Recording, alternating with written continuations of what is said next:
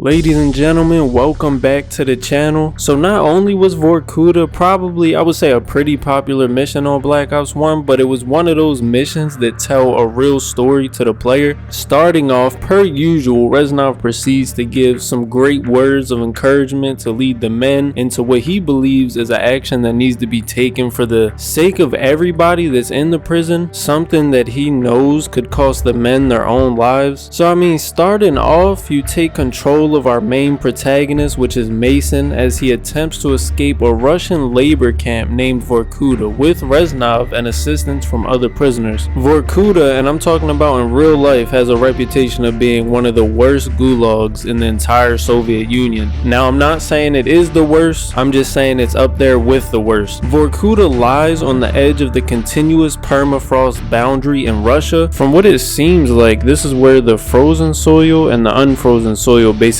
meet at. Now, scientists have basically used this to predict that continued warming could advance the border of the continuous permafrost for hundreds of miles northward, and this could basically be weakening the earth beneath it, which could cause problems for the very vast infrastructure that's built all over it during the days of the Soviet Union's industrialization of the whole Arctic. If you were to look up VORKUTA today, you'll probably see a lot of things about it being the most depressing town in Russia. I think they have a very largely decreasing population, and I'm not sure if it's because of the permafrost thing or if it's maybe just because it's insanely cold. I mean, realistically, it was only populated because of all the abundant resources that were there, and that's what, that was keeping the city alive. Realistically, that's what the city was built on. I'm assuming that it's probably run out and it's just not really no reason for people to be there as much as it used to be. It is still very much a town though. There is people that live here. Going back to the VORKUTA gulag though, which I'm pretty sure that the actual name is Vorkutlag. Now, this camp was directly next to the city of VORKUTA, and it's probably safe to say that about 2 million prisoners passed through from 1932 until the closure, which was in 1962. But of course, not everyone made it out alive. Close to 200,000 people were lost, and to put it into perspective really quick, one prison out of 30,000 were only marked on the map in exceptional cases. 14 million people have been recorded getting put through these so-called prisons and labor camps. About 7 to 8 million on top of that were being deported and exiled to remote areas of the Soviet Union. Now, before Joseph Stalin actually passed, the gulags went through a period of rapid expansion. Stalin viewed the camps as an efficient way to boost industrialization in the Soviet Union and increase access to valuable resources like coal, minerals, and timber. So these aren't just prisons. He actually has these guys in there doing a lot of work. If I'm correct, these guys were working like 14-hour days, and it's not like regular work. Like, this is pretty labor intensive. Most of the prisoners, they competed for all the life necessities. Violence among the prisoners was a commonplace, and that's honestly only if they survived the hunger, disease, and the harsh elements, plus the heavy labor that's on top of that. They also ain't all just getting along. Like, their fellow prisoners are basically their enemies a lot of the time. After all of that, they could also succumb to arbitrary violence at the hands of the camp guards. Now, during the actual mission, there's a part where you get on the elevator, and I forget what Reznov says, but one of the prisoners that's right next to him, he looks back at Mason.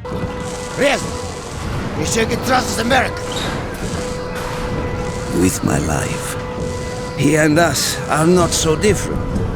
We are all soldiers without an army, betrayed, forgotten, abandoned. In VORKUTA, we are all brothers.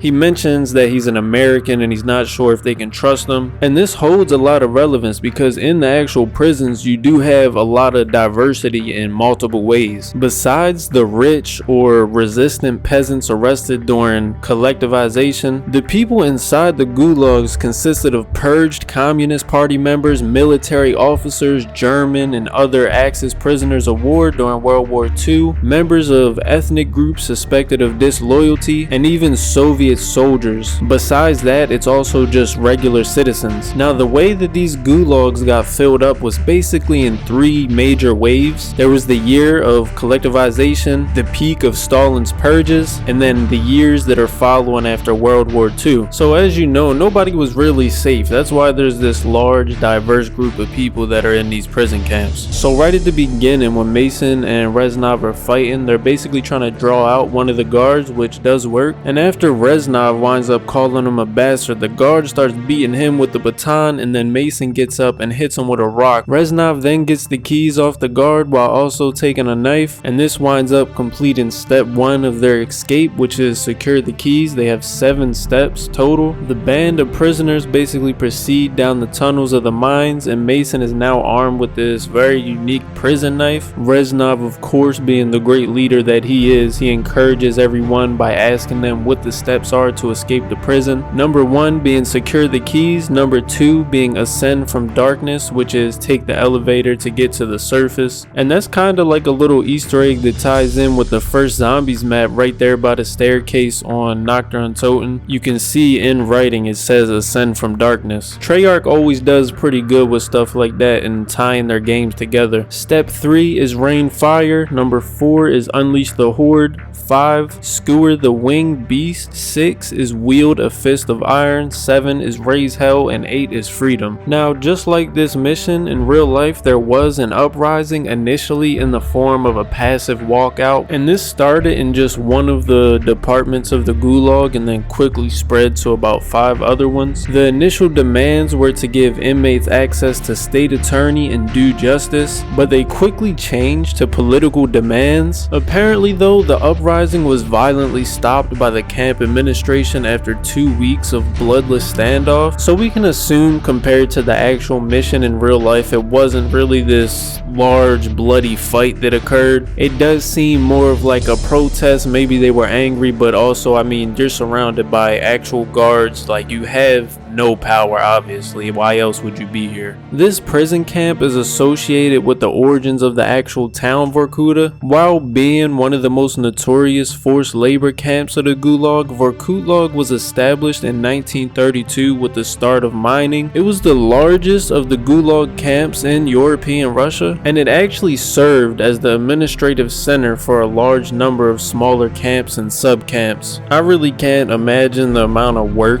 these guys are probably doing while also not having much food, if any. I'm assuming they probably don't really get a chance to bathe themselves and get clean, because earlier, like I said, they were apparently fighting for just necessity items. On top of all this, apparently the record low is -61 degrees. If that is correct, that is actually insane. I'm not sure about y'all, but where I live, the cold, like, I don't know if I've ever seen our temperature go under 0. I feel like maybe I've seen it go down to maybe 3. I honestly can't even fathom what -61 degrees is hitting on. Like, that's step out the house and all of your sperm cells instantly freeze. Where are you even supposed to go in -61 degree weather? Vorkuta.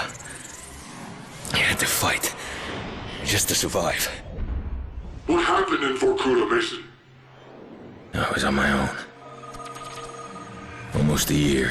Think, Mason. What did they do to you? I'd given up hope of ever getting out. But Viktor Reznov found a way.